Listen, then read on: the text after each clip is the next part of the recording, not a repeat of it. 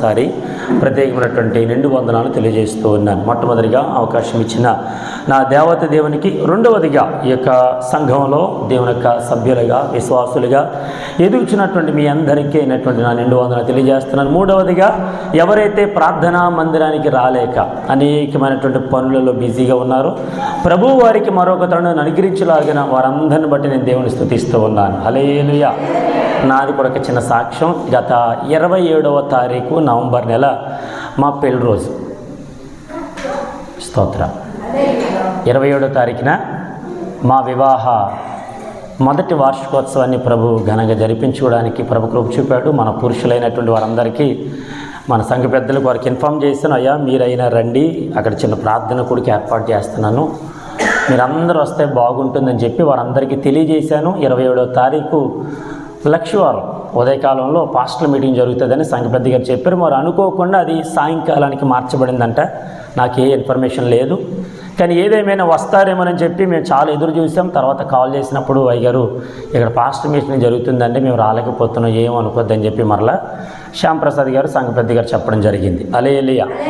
ఆ రోజు జరిగినటువంటి ఒక గొప్ప సంఘటన నా జీవితంలో, 27వ తారీఖు ఉదయకాలంలో దేవుని సేవకులు నరసాపురం ప్రాంతం నుంచి విజయవాడ ప్రాంతానికి వెళుతూ ఉండగా ట్రైన్లో వాళ్ళు వచ్చారు. వాళ్ళని కలుసుకొని వాళ్ళ చేత ప్రార్థన చేయించుకొని నేను మా పాస్టమ్ గారు ప్రార్థన చేయించుకున్న తర్వాత ఇంటికి వెళ్ళిపోయాం. ఇంటికి వెళ్ళిపోయి అమ్మగారిని అక్కడ దించేసి నేను కొంచెం క్రాఫ్ట్ చేయించుకుందామని, కటింగ్ చేయించుకుందామని వెళుతూ ఉన్న షాప్కి వెళుతూ ఉంటున్నప్పుడు అక్కడ ఉండేటువంటి సేమ్ ఇలాగే ఉంటుంది, చెరువును ఆనుకుని రోడ్డు ఒకటే లైను. వెళుతూ ఉండగా ఎదురుగానే స్కూల్ బస్సు వచ్చింది.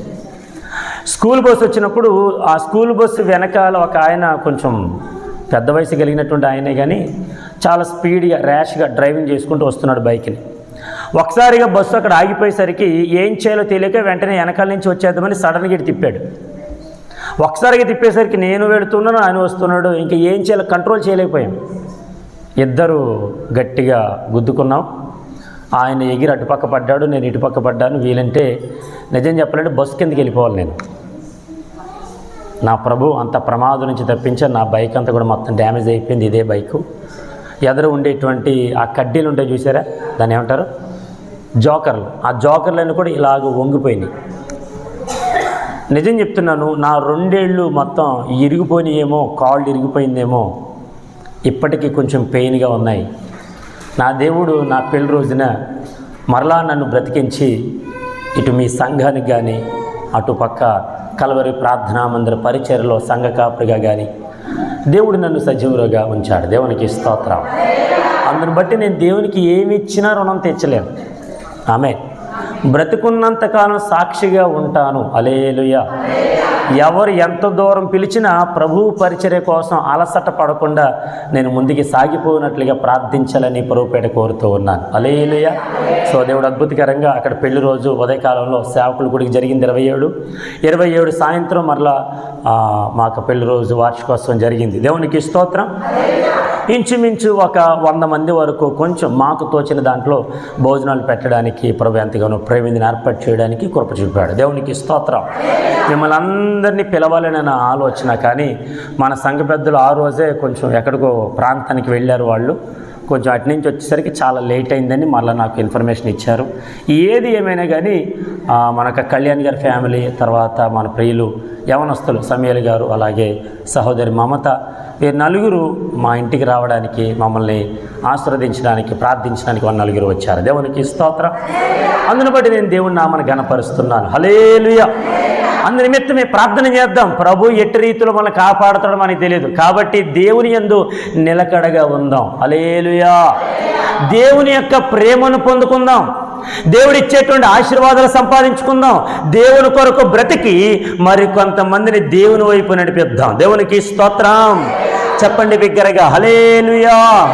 ప్రియ దేవుని పిల్లలారా, ఈ రోజున ఆయన మాటలు వినగలుగుతున్నటువంటి మనందరితో పరిశుద్ధాత్మ దేవుడు మాట్లాడబోతా ఉన్నాడు. హల్లెలూయా. వెళ్ళిపోదాం, వాక్య సందేశాన్ని వెళ్ళిపోదాం. చదవండి కొలసీ పత్రిక 3వ అధ్యాయము. చదవండి కొలసీ పత్రిక 3వ అధ్యాయము 16వ వచన భాగం. కొలసీ పత్రిక 3వ అధ్యాయము 16వ వచనం, పేజీ నెంబర్ 184. సంగీతములతోను కీర్తనలతోను ఆత్మ సంబంధమైన పద్యములతోను ఒకనికి ఒకడు బోధించుచు బుద్ధి చెప్పుచు కృపాసహితముగా మీ హృదయములలో దేవుని గూర్చి గానము చేయుచు. ఈ మాట అందరూ నాతో చెప్పండి. సమస్త విధములైన జ్ఞానముతో క్రీస్తు వాక్యము మీలో సమృద్ధిగా నివసింపనీయుడి. క్రీస్తు వాక్యము మీలో సమృద్ధిగా నివసింపనీయుడి. దేవుడి వాక్యము మన వినికుడిలో దీవించునుగాక. పరిశుద్ధమైన మా తండ్రి నీకు వందనాలు. కొద్ది నిమిషాలు నీ మాటలు ధ్యానించుచుండగా మీరే నాతో మాతో అందరితో సూటిగా తేటకి మాట్లాడి బలపరిచి నడిపించమని, రానున్న తుఫాను యొక్క నాయన అయానికే స్తోత్రదానిక చేతి నుంచి మమ్మల్ని విడిపించి మీరే బలపరచమని, ప్రతి రైతు సంతోషముగా ఉండడానికి సహాయం చేయమని యేసుక్రీస్తు నామమున నడుచున్నాము మా పరమ తండ్రి. ఆమె. అపోస్తలుడైన పౌలు కొలసి సంఘానికి రాస్తూ ఉన్నారు. కొంచెంసేపు వినండి, పిల్లలను కొంచెం కంట్రోల్ చేయండి. వినండి. అపోస్తలుడైనటువంటి పౌలు క్రీస్తు చేత పట్టబడిన తర్వాత, క్రీస్తు చేత ఆయన నడిపించబడుతున్నటువంటి సందర్భాలలో ఆయన కొన్ని గ్రామాలకి వెళ్ళాడు, కొన్ని పట్టణాలకు వెళ్ళాడు, కొంతమందిని దర్శించాడు, వారందరికీ సువార్తను ప్రకటించాడు. ఆ సువార్త ప్రకటించినటువంటి రీతిలో ఇదిగో ఈ కొలస్సీ ప్రాంతంలో ఒక సంఘాన్ని ప్రభు ఏర్పరిచాడు. హల్లెలూయా. అందరూ వింటున్నారు అక్కడికి? హల్లెలూయా. కొలసీ సంఘములో ఉండేటువంటి సంఘ విశ్వాసులైన వారితో అపోస్తలుడైనటువంటి పౌలు క్రీస్తు ప్రేమను వారికి తెలియజేస్తూ ఉన్నాడు. పరిశుద్ధాత్మ ద్వారా ఈరోజు ప్రభువు మనకు ఆ మాటలు తెలియజేస్తున్నారు. హల్లెలూయా. ఏంటి ఆ మాటలు అడిగితే, ఇప్పుడు అపోస్తలుడైన పౌలు కొలసీలో ఉండేటువంటి సంఘ విశ్వాసులకు ఒక మాట తెలియజేస్తున్నాడు. ఆ మాట ఏంటంటే, అయ్యా దేవుని పిల్లలారా, దేవుని యందు భయభక్తులు కలిగిన వారులారా, దేవునిలో ఎదుగుతున్న వారులారా, అయ్యో దేవుని అంటే భయం కలిగి భక్తి కలిగి ఆరాధన చేస్తున్న వారులారా, ప్రియ దేవుని పిల్లలారా, నా మాట వినండి. ఏంటి ఆ మాట అంటే, క్రీస్తు వాక్యము మీలో సమృద్ధిగా నివసింపనీయండి. హల్లెలూయా. ఏ ఉండాలంట మనలో? గట్టిగా చెప్పండి. ఏ ఉండాలంట? అమ్మా మాటలో ఏ ఉండాలి? క్రీస్తు వాక్యం ఉండాలి. స్తోత్రమూల్య. హల్లెలూయా. మనలో క్రీస్తు వాక్యం ఉండాలి. క్రీస్తు వాక్యము మనలో నిలిచినప్పుడు, అందుకే అంటారు చూడండి, మీలో ఒక్కరినొక్కడు బోధించుకోండి, ఒకరినొక్కడు హెచ్చరించుకోండి, ఒకరినొక్కడు గద్దించుకోండి. ఎవరైనా తప్పు చేస్తే ఇది తప్పు అని చెప్పండి. దేవునికి స్తోత్రం. కొంతమంది బలం ఇంట్లో కూడా బుద్ధి చెప్పరండి.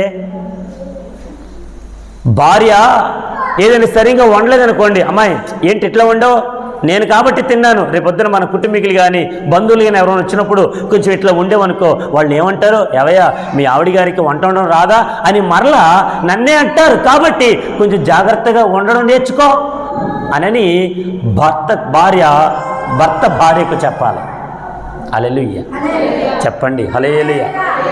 ఒకవేళ భర్త సరైనటువంటి నడవడికలో నడవకుండా ఇష్టానుసారంగా మాట్లాడుతూ ఉన్నాడు అనుకోండి, భార్య చెప్పాలి, అమ్మ ఏమండి ఏంటి మీరు చేసే ఆ మాటలేంటి, ఆ ప్రవర్తన ఏంటి, అట్లా నడుచుకుంటారేంటి, ఇది తప్పండి. మనం జాగ్రత్తగా ఉండాలండి.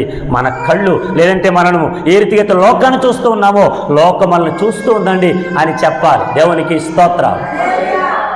అమ్మా నేనేమయ్యున్నా ఏ స్థితిలో పాడాలి, నేనేమయ్యున్నా ఇంకేమి కోరుకోనయా, అసలు ఇంకేమి కోరుకోనయా, నమ్మకమైన దేవుడవైనా నీవే. దేవునికి స్తోత్రం. అక్కడ కూర్చో, ప్రతిసారి లేచి మళ్ళీ రాలేగా, కూర్చో. దేవునికి స్తోత్రం. ఇప్పుడు క్రీస్తు వాక్యము మీలో నివసింపచేయండి. నేను ఎందుకు ఈ మాట చెప్తానంటే, దేవుని వాక్యం మనలో ఉందనుకోండి, మనం ఏ తప్పిదము చేయలేం. హల్లెలూయా. ఒకవేళ పాపం చేయాలని ఆలోచన వచ్చినప్పుడు మనలో ఉన్నవారెవరు? దేవుడు. మాట చూస్తారా? చదవండి. మొదటి యోహాను పత్రిక 4వ అధ్యాయము 4వ వచన భాగం. The book of 1 John chapter number 4 verse 4. మొదటి యోహాను పత్రిక 4వ అధ్యాయము 4వ వచన భాగం. చిన్నపిల్లలారా, మీరు దేవుని సంబంధులు, మీరు ఉన్నవాడు లోకములో ఉన్నవారి కంటే. రెండు చేతుల పైకెత్తి స్తోత్రాలు చెల్లిద్దాం. చిన్నపిల్లలారా, మీరు దేవుని సంబంధులు. మనం ఎవరి సంబంధంలో? బాప్తీసం తీసుకోకముందు లోక సంబంధంలో, దేవుని ఎరగక ముందు లోకంలో బ్రతికేటువంటి వాళ్ళం. దేవుని తెలుసుకున్న తర్వాత, క్రీస్తుని అంగీకరించిన తర్వాత, బాప్తీసం పొందుకున్న తర్వాత, ఆత్మను పొందుకున్న తర్వాత క్రీస్తు కొరకు నిలబడగలిగినటువంటి వారు మనందరం క్రీస్తు రాజ్యానికి సైనికులు. దేవునికి స్తోత్రం. ఆ రాజ్య సంబంధులు మనందరం దేవుని పిల్లలం అండి. ఆమె ఇదివరకు దేవుణ్ణి నమ్మలేనప్పుడు ఎరా రే అని పిలిచిన వాళ్ళు ఇప్పుడు ఏమండి బాగున్నారండి, వందనాలండి. ఈ గౌరవం ఎలా వచ్చింది? నా దేవుని వల్ల. హల్లెలూయా. మర్యాద లేని మనకు నా దేవుడు మర్యాదనిచ్చాడు. అన్ని విషయాల్లో ఆయనే మళ్ళీ హెచ్చిస్తూ ఉన్నాడు. దేవునికి స్తోత్రం. ఇప్పుడు పౌలు కొలసీ సంఘానికి ఏం రాస్తున్నాడంటే, ప్రియ దేవుని పిల్లలారా, మీలో డబ్బు కాదు ఉండాల్సింది, మీలో సంపద కాదు ఉండాల్సింది, మీలో అనేక రకాలుగా పెద్దరికంగా ఏదో చెయ్యాలని ఆలోచన కాదు ఉండాల్సింది. ముందు మనలో క్రీస్తు వాక్యం ఉండనివ్వండి. అది కూడా ఎలా ఉండదు తెలుసా? సమృద్ధిగా. హల్లెలూయా. గట్టిగా చెప్పండి, హల్లెలూయా. క్రీస్తు వాక్యము మనలో సమృద్ధిగా ఉండాలి, వెలితిగా ఉండకూడదు. ఈ రోజున కొంతమంది వెలితి కలిగినటువంటి హృదయాలు కలిగి అనేక రకాలుగా మాట్లాడుతున్నారు. మా సంఘంలో ఒక ఆయన ఉన్నాడు, బాగా వినండి. మా సంఘంలో అక్కడ భీమవరంలో ఒక ఆయన ఉన్నాడు. ఆయన ప్రభు ప్రేరేపణ బట్టి గతించిన కొన్ని సంవత్సరాలుగా మా సంఘంలో సంఘ పెద్దగా ఉంటున్నారు. వినండి. ఎప్పుడైతే సంఘ పెద్దగా ఉంటున్నటువంటి తరుణంలో మరి ఏమైంది అంటో ప్రభు దర్శనం ఇచ్చాడంట. ప్రభు దర్శనాన్ని బట్టి ఆయన ఒక అడుగు ముందుకేసి, పాస్టర్ గారు, దేవుడు నన్ను ఎంతగానో ఇటు రీతిలో చెప్పమన్నాడండి, దేవుని యొక్క సహవాసం ఎదగమన్నాడండి, దేవుని యొక్క పరిపూర్ణతలోకి నన్ను రమ్మన్నాడండి. ఇదిగో నేను ఇంతకాలం సంఘ పెద్దగా ఉన్నాను కదండి, దేవుని పరిచయంలో ఉంటాను పాస్టర్ గారు అన్నారు. ఆమె స్తోత్రం. అందరు ఇక్కడే ఉన్నారా? హల్లెలూయా. ఎప్పుడైతే ఆయన ఆ మాట అనేసరికి మొత్తం సేవకులందరూ ప్రార్థన చేశారు. ప్రభు ఆ బిడ్డని అభిషేకించారు. పాస్టర్లందరూ ప్రార్థన చేసి అభిషేకించాయా పరిచర్య చేయండి అని చెప్పారు. ఆమె ఏం చెప్పారు? పరిచర్య చేయండి. బాగా వినండి. ఇప్పుడు సంఘంలో ఒక సంఘ పెద్దగా ఉంటున్నటువంటి అతనికి ప్రభు పరిచర్య ఇచ్చాడు. పరిచర్య ఎక్కడ చేయాలి? మాట్లాడట్లేదు ఎవరు? పరిచర్య ఎక్కడ చేయాలండి? ప్రభు నిన్ను పిలిచిన పిలుపుని బట్టి నువ్వు వెళ్ళాలి. ఆమె గట్టిగా హల్లెలూయా. మా సంఘంలో ఆయన ఆ రీతిగా బ్రతుకుతూ, ఆ రీతిగా ఎదుగుతూ, సంఘ పెద్దగా ఉంటున్నటువంటి ఆయన దేవుడు పిలిచాడని చెప్పి ఆయన వెళుతూ ఉంటున్నప్పుడు నేను చెప్పాను, అయ్యా అలాగైతే మీకు కొంచెం సంఘంలో సమయం ఇస్తాం. దేనికి? వాక్యం చెప్పడానికి.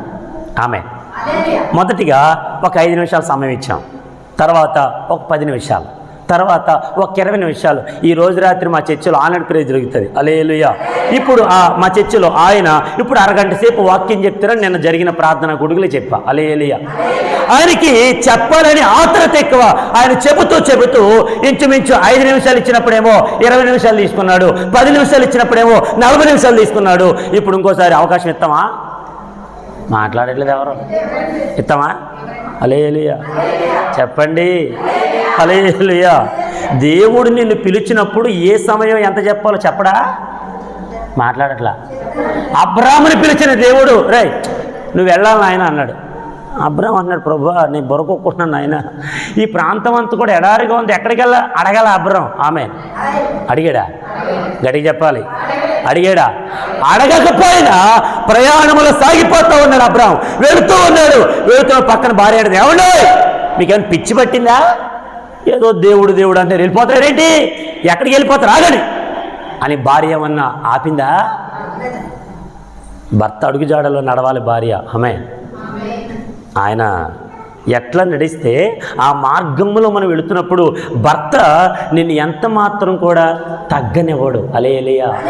నేను జాగ్రత్తగా చూసుకునే బాధ్యత అయింది.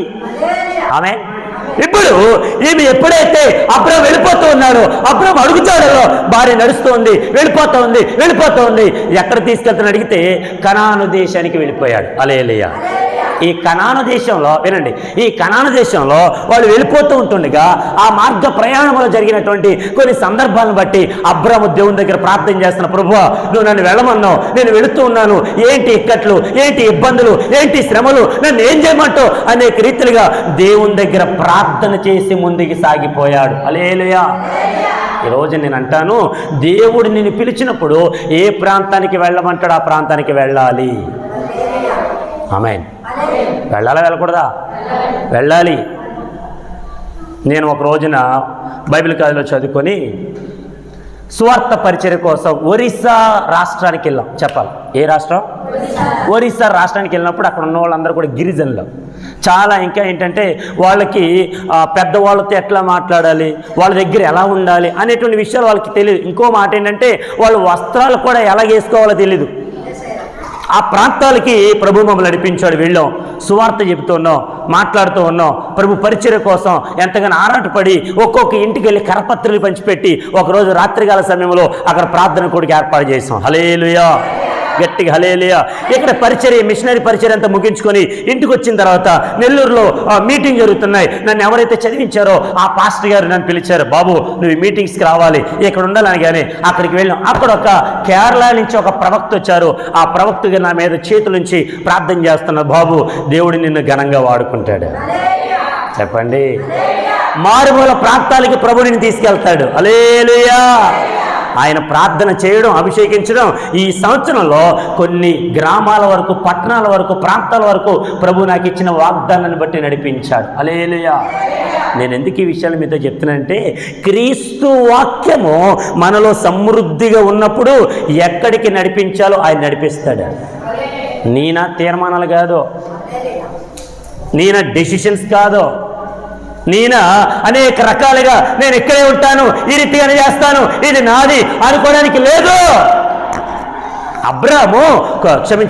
పౌలు కొలసే సంఘంలో స్థాపించబడిన తర్వాత సువార్త చెప్పి ప్రభులో వాడు ఎరిగింప చేస్తూ అక్కడే ఉండిపోలేదు. అక్కడి నుంచి మరొక గ్రామానికి వెళ్ళిపోయాడు. హల్లెలూయా.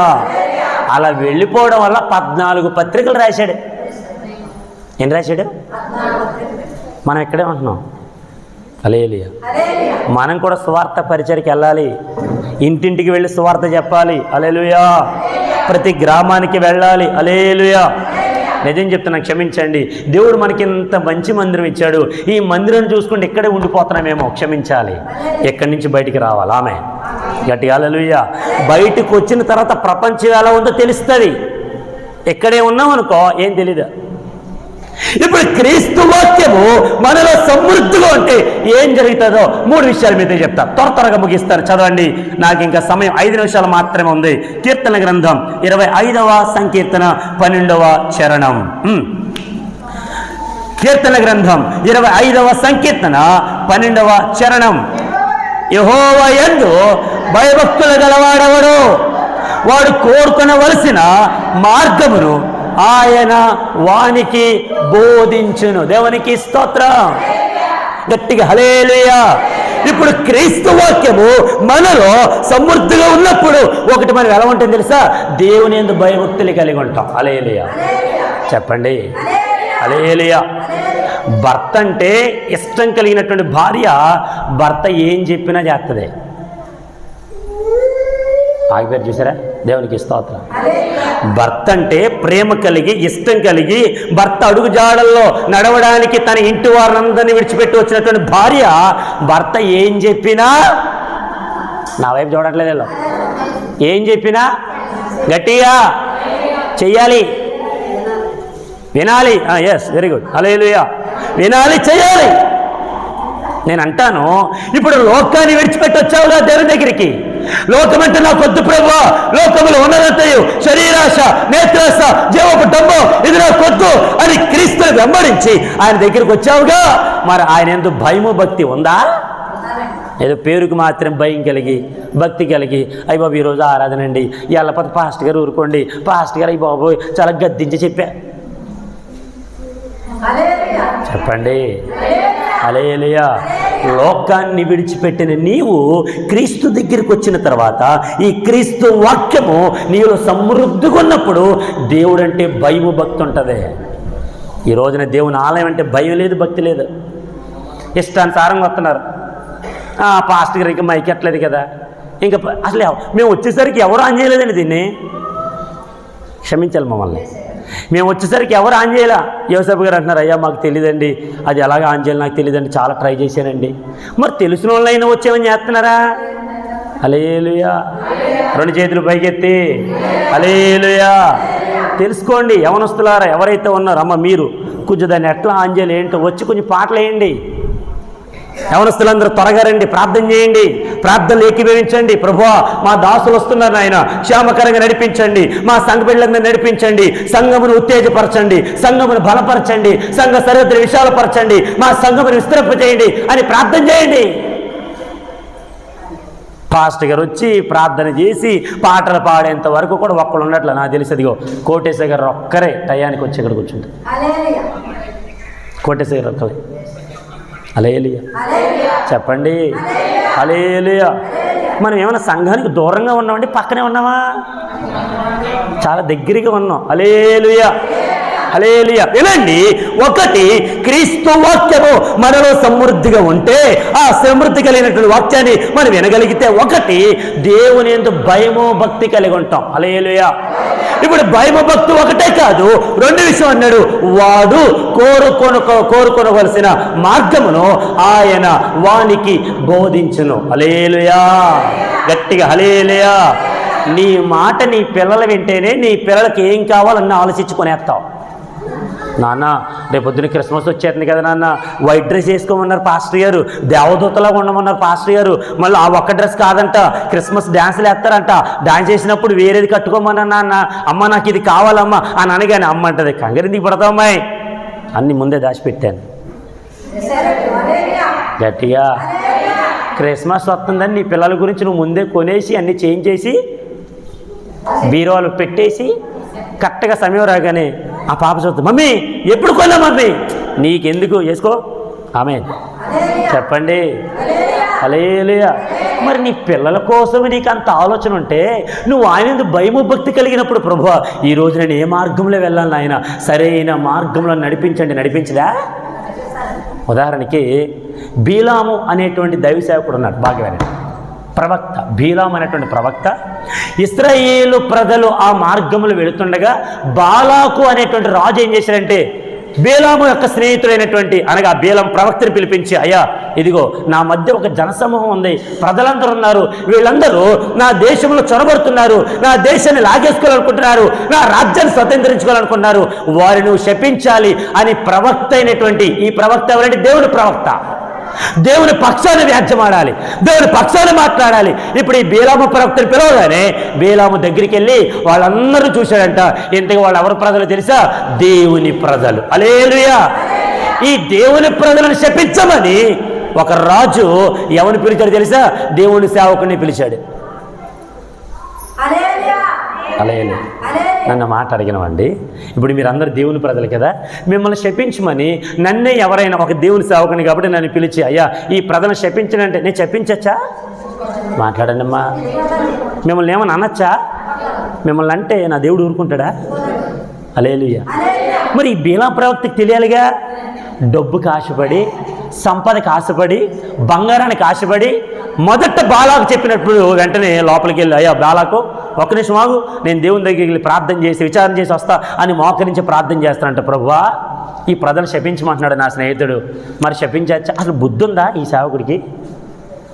దేవుని ప్రజలను శపించడానికి ఎవడో డబ్బు ఎత్తని వెళ్ళిపోతున్నావు అంటే నువ్వేం సేవకుడివే, నువ్వే సంఘపెట్టువే. మళ్ళీ ఏం అడిగినట్టుగా దేవుని సన్నిధానికి వెళ్ళి మోకరించి ప్రార్థన చేస్తానంట, ప్రభువా ఈ ప్రజలను శపించమంటూ ఉన్నాడు, నేను శపించమంటావు అంటే దేవుడు అన్నాడు, రే వాళ్ళు నా ప్రజలరా, వాళ్ళు ఎందుకు శపిస్తావు? వద్దు, ఆ బాలాకు చెప్పిన దానికి ఒప్పుకోకు, ఆ బాలాకు చెప్పిన దానికి ఎంత మాత్రం ఆ డబ్బుకి లొంగకు అని దేవుడు గద్దించి బయటకు వస్తే, ఇప్పుడు మరలా బీలాం అన్నాడంట, అయ్యా నన్ను క్షమించండి, నా దేవుడు ఒప్పుకోవట్లేదు అని చెప్పి వెళ్ళిపోతున్నప్పుడు మరలా కొంతమందిని సేవకులు పంపించి ఈ బాలాకు రాజు అన్నాడంట, ఒరే మొన్నేమో అదేదో ఆఫర్ ఏది ఇచ్చాను కానీ ఇప్పుడు దానికి మంచి ఆఫర్ ఇంకోటి ఇస్తా. ఏంటంట? మంచి ఆఫర్ ఇస్తా. అంతకుముందు నీకేదో కొంచెం బంగారం వెండి ఏదైతే మేకలు దున్నలు అవి ఇస్తాను, ఇప్పుడు దానికి రెట్టింపు ఇస్తా రా. ఈ ప్రజలు శపించాను కానీ మరలా వచ్చేసంటే డబ్బుకి ఆశపడి. ఎవరు మాట్లాడరేటి? బీలాం. మళ్ళీ దేవుని దగ్గర ప్రార్థన చేస్తున్నాడు. దేవుడు ఎంత చెప్పినా వినకుండా ఓకేలే చూద్దాం ఆలోచిస్తానులే అని చెప్పి ఆయన ఎప్పుడైతే ఆ రీతిగా వెళుతూ ఉండగా ఆయన గాడిదెక్కి వెళుతున్నాడంటే బాగా వినాలి. ఎవరో ఈ బీలాము గాడిదెక్కి వెళతా ఉంటుంటే ఆ పొలాల మధ్య నడుచుకుంటూ ఆ గాడిద మీద వెళుతూ ఉంటే ఆ పొలాల మధ్యలో దేవుని దూత ఖడ్గం పట్టుకొని నిలబడిందంట. హల్లెలూయా! ఈ దేవుని దూత ఈ ఖడ్గం పట్టుకొని నిలబడేసరికి వెంటనే గాడిద ఏం చేసి తెలుసా, ఆ ఖడ్గంతో ఎక్కడ నా యజమాని చంపేస్తాడేమోనని వెంటనే ఈ గాడిద కొంచెం అలా తన్ని ఆ గోడ మధ్యలోకి ఇరుక్కుంటూ వెళ్ళిపోయిందంట. సరైన దారిలో వెళ్ళట్లా. గాడిద వెళ్ళకపోయేసరికి ఈ బీలాం ఏం చేశారు తెలుసా, నా మాట వినవా, నన్ను ఈ రీతిగా పడేస్తావా అని చెప్పి కర్ర తీసుకొని దాన్ని కొడుతూ ఉన్నాడంట. ఇప్పుడు గాడిదకి దాని దేవుడు నోరిచ్చాడు.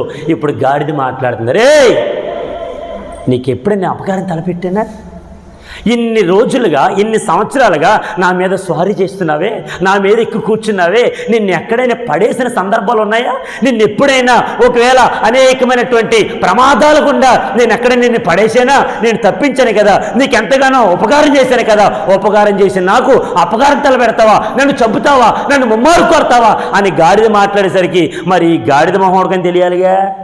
ఏమని గాడిద మాట్లాడుతుంది ఏంటని, అలేని ఎత్తట్లా 2 చేతులు, హల్లెలూయా. నేను క్షమించాలి, దేవుని సేవకుని గాడిద మొహముడు అన్నానంటే దేవుడు అట్లా గాడిదతో మాట్లాడించాడు. ఈ రోజున దేవుని సేవకులు చెప్తూనే వినకపోతే సంఘ విశ్వాసుల చేత మాట్లాడిస్తాడు, నీ పిల్లల చేత నా ప్రభు మాట్లాడిస్తాడు, వినాలి. మా సంఘంలో చాలామంది ప్రార్థనకు రాకుండా ఎగ్గొట్టేసి ఉంటున్నప్పుడు పిల్లలు అన్నారంట, నాన్న దేవుడు మనల్ని ఎంత పోషించాడు, ఎలా చర్చికి రా, చర్చికి వెళ్దాం అంటే వాళ్ళు వచ్చి సాక్ష్యం చెప్పారు, అయ్యగారు మమ్మల్ని క్షమించండి, మా పిల్లల ద్వారా మా దేవుడు మాతో మాట్లాడాడండి. చెప్పండి హల్లెలూయా. నువ్వు దేవుడు చెప్పిన వినకపోతే, సేవకుడు చెప్పిన వినకపోతే నీ పిల్లలతో ప్రభు మాట్లాడిస్తాడు. హల్లెలూయా. 2 విషయం చెప్పుకుంటున్నాం. ఒకటి, మనము ఆయన భయభక్తులు కలిగిన వారిగా ఉంటున్నప్పుడు. 2 విషయం, మనము కోరుకొనవలసిన మార్గం నడిపిస్తాడు. ఇప్పుడు శపించడానికి వెళ్ళిపోతున్నాడు ఎవడో, బీలాం వెళ్ళిపోతుంటే ప్రభు దూత అడ్డంగా నిలబడిపోయిన దూతను తప్పించుకోవడానికి ఈ గాడిద తన సేవకుడిని, తన యజమాని బ్రతికించడానికి అలా పక్కకి వెళ్ళిపోయిన వెంటనే ఈయన ముమ్మారు కొట్టాడు, గాడిద చచ్చిపోయింది. గాడిద చచ్చిపోయిందండి. ఇప్పుడైనా దూత వైపు చూశాడంట, ప్రభువా నువ్వు వచ్చావా, ఏంటి ఇలా వచ్చావు అని మాట్లాడుతుండగా వెంటనే దూత అంటుందంటే, ఇదిగో నీ కోసం ఈ గాడిద చచ్చిపోయింది, ఇప్పటికైనా బుద్ధి తెచ్చుకో. హల్లెలూయా. ఈరోజు నీ కుటుంబంలో ఎన్ని సమస్యలు ఉన్నాయి, ఎన్ని ఇబ్బందులు ఉన్నాయి, అయినా ప్రభు మార్గాన్ని గుర్తెరగక నీ ఇష్టానుసారం వెళ్ళిపోదాం అనుకున్నా, జరగవు. మళ్ళీ చెప్తున్నాను, నువ్వు దేవునికి లోబడకపోతే, దేవుని మాట వినకపోతే, దేవుని దగ్గరికి రాకపోతే, దేవుని ఆరాధించకపోతే, నా దేవుడు నాకు తెలుసులే, భక్తి తెలుసు, అబ్బో భయం తెలుసు, నాకు అన్ని తెలుసు అని అనుకుని విర్రవీగుతూ ఉంటే నీ కార్యాలు ఏది జరగవు. బీలాం అనుకున్న జరిగినాయా? 2 విషయాలు చెప్పుకున్నాం. ఒకటి, దేవుని వాక్యము, క్రీస్తు వాక్యం మనం సమృద్ధిగా ఉంటే, ఒకటి భయము భక్తి కలిగి ఉంటాం. 2, మనం కోరుకోవాల్సిన మార్గమును ప్రభు బోధిస్తాడు. 3వ విషయం చెప్పి ముగిస్తాను, అక్కడే ఉంది, చదవండి 13వ వచనం భాగం. అతని ప్రాణము నెమ్మదిగా ఉండును, అతని సంతానము భూమిని స్వతంత్రించుకొనును. దేవునికి స్తోత్ర. అతని ప్రాణము చెప్పాలి ఎలా ఉంటుంది, మాట్లాడేది ఎలా ఉంటుంది, గట్టిగా నెమ్మది. నన్ను మాట్లాడిగినవండి, ఈరోజు మీ జీవితంలో నెమ్మది